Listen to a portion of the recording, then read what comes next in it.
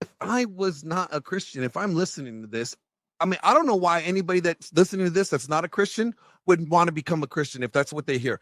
They're hearing these quote unquote Christians going off on each other, calling each other all these kind of derogatory names, attacking each other. That doesn't seem very Christ-like. And then you want them to get saved and convert to your faith, and that's how y'all treat each other? They're like, nah, I'm cool. I'll just stay with the degens. The degens, we know that we sin. We know we ain't perfect. You know, we don't try to act holier than thou. We over here knowing that we fucking up. We don't act better than nobody. Because why would anybody listening to any of this want to be associated with anybody that's like that is so counter the Bible? And here's the thing. Here's the other thing. If they were going to actually address this according to the biblical standard, right? Well, first, you go to your brethren by yourself, privately, and you go to them, hey, man, I have a problem with you. You did this. And if your brother, understands and he is won over, then great. Great job. He admits his sin. He confesses sin, whatever. He repents and moves forward. Great. Then you won your brother back. But it says, if not, then you come back with 2 witnesses. Still private, though. You notice it's still very private. It's you, the person you have beef with, and 2 witnesses. And then you try to settle the problems there. And then, right, if you don't win them over then fine. At that point, then you take it to the church. Now it's a public matter within the congregation. And then, if they don't repent or they don't see the ways, then you treat them like a non-believer. What they did was, and here's the sad thing, Marte's past was not really the issue at hand. Marte's past was not the issue. I believe that this was an attack on Andrew, and Marte was the proxy. Because if you guys didn't know, even Christians get jealous of other Christians. There's a lot of people that want to be in Andrew's shoes, to be that voice, to be at the position that Andrew is in, and they will even attack one of their own just so that they could take on the throne. Now, I don't agree with everything that Andrew says. There's certain things that I disagree with Andrew on, and you know what? But that's between me and him, and if me and him ever wanted to discuss it, we would do it privately. It doesn't need to be brought out there. Putting it public like this is only trying to show that you're better than them, you're a better Christian, you're holier than thou, You're doing it not to benefit your brother, but to actually shame them, to embarrass them, to use them as a stepping stone, to pull them down rather than build them up. So this was not for the reproofing of Marte or the correction of Marte, because Marte already corrected this behavior years ago. It is to condemn him, to publicly throw stones. And you know what? Nobody likes it better than watching 2 Christians throw stones at each other. Look at them. We ain't even got to destroy them.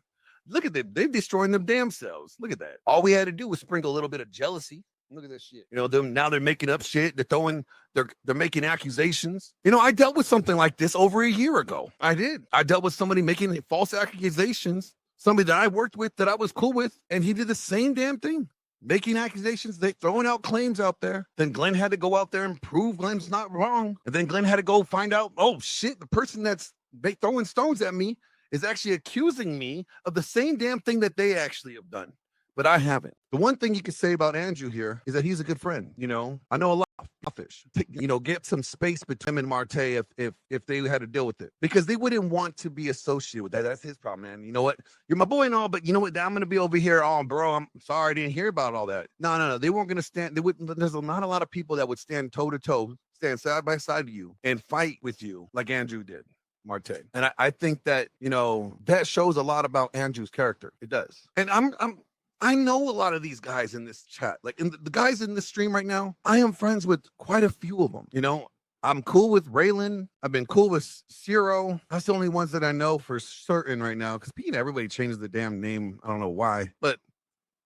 And look at this. This is from images from other Christians. If this is Christianity, if this is what we do to each other, then cool. I don't want to be a part of your version of Christianity. I really don't. Because I believe that we all have redemption. We all have to walk the road of the redemption. We all have to turn from our past ways and move forward. We can't be living back there. But you know what? A lot of people want to live back there. They want you to live back there. They don't want to see you doing better and improving your life.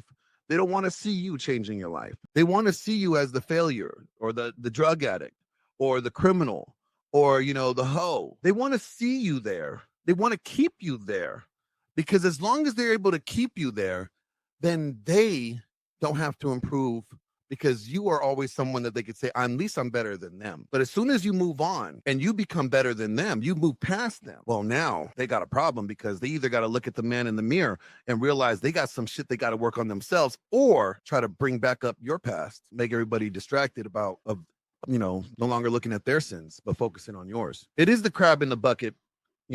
That's exactly what it is. And the problem with this when it comes to Christianity is that you talk about forgiveness. Like, nobody that's a Christian deserves heaven. Everybody knows that's a Christian. Everybody that's a Christian knows that they deserve hell, that they deserve fire and brimstone. Because it's not by your works, it's not by your deeds, right? It's by faith, it's by grace that you're saved. So everybody knows that we all deserve the worst, but by God's love and grace, we get this gift. So if we are given grace, why are we so stubborn and difficult? And why do we not extend that same grace that we were given to other people? The funny thing is, we don't have a problem extending grace to people that we're not intimidated by. We don't have a problem forgiving people of their past that doesn't pose a threat to us. Oh shit, somebody new coming on the block. Oh shit, this person, and people are liking this individual. Oh shit, this person's getting some publicity. Oh shit, people are talking about them and they're getting the looks that I want. So what do? You attack them. It's sad.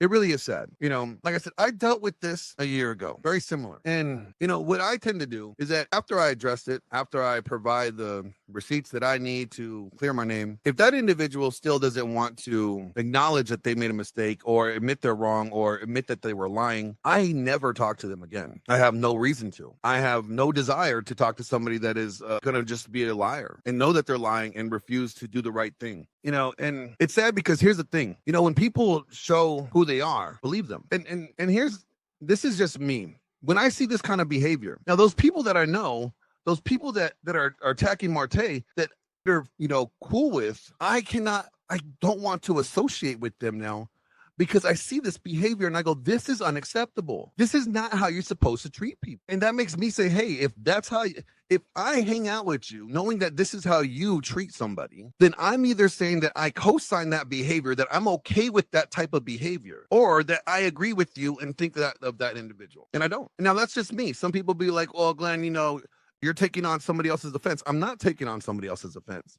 I'm seeing what their behavior and I go, I don't like this. I don't want to associate with people that are like this. So therefore, I keep my distance. Doesn't mean I have a problem with them. It means I have a problem with their behavior. Also, how long till you become the target? I've been the target. It's not that I don't mind. I do mind. I hate having to deal with all the slander, but I realize if you don't have haters, you're not doing something right. You're not going to be the hero in everybody's story. 10 men, to some people, I'm evil. I'm looking at this wrong. Okay. Well, I am going to drop the link and I'm going to allow people to come on up and tell me their opinion about all this. Do they think I'm wrong? Do you think I'm right? What are your thoughts on this? How should people treat each other when their past sins are being brought up? And if these individuals are not living in their past or living like their past sins, then why bring them up if they're no longer that person? All right. So here's the link. And you know what, you guys? As a reminder to donate to the Sons of Thor, here you guys go. Men are in crisis. Fatherless homes, broken marriages, silent battles no one sees. But weakness, pandering as wisdom, that ends here. Thor once wrote, the masculine presence doesn't whine. It doesn't shrink. It builds. It conquers. It creates. The Sons of Thor exist to forge men into protectors, providers, and patriarchs. This isn't theory. This isn't victimhood. This is brotherhood. Be watchful. Stand firm in faith. Act like men. Be strong. Here, iron sharpens iron. Here, excuses are stripped away. Here, men are remade. This is the forge. This is the call. This is Sons of Thor. Hey, before this pops off, all right? Because this is going to get crazy, and I don't really want to be involved in the craziness, guys. As a gay mascot, it's not going to be good.